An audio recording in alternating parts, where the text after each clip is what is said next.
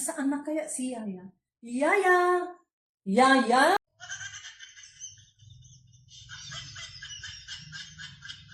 Ano kaya ang ginagawa ni Yaya? Parang hindi niya ako pinapansin. Yaya! Yaya! Yaya! Saan ka na, Yaya?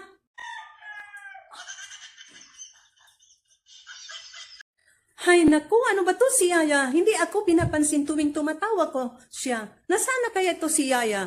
Yaya! Yaya!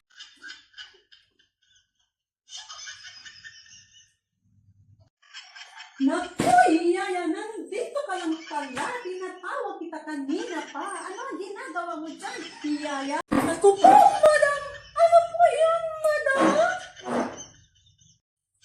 Ay, wow, si Yaya! Bongga lang, naka-earphone. Kaya ka pala hindi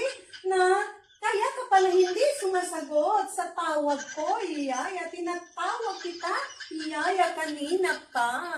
Madam! Bakit niyo po ako tinawag?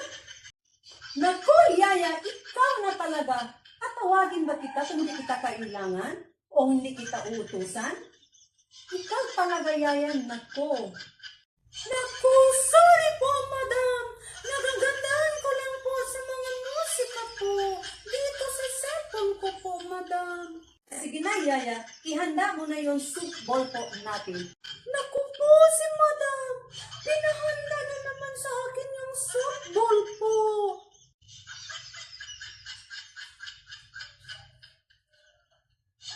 Madam! Ito na po yung softball na pinakuha niyo po sa akin. Naku po, Yaya. Bakit naman bola ang dala mo sa akin? Madam, hindi po ba softball ang kukunin ko po? Ito na po, ang lambot niya po. Yan po, madam. Softball. Yaya, softball ang pinakuha ko sa iyo.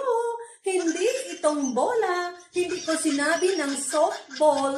Softball. Para kung saan natin ilalagay ang sabaw natin, Yaya. Ano ka ba, Yaya?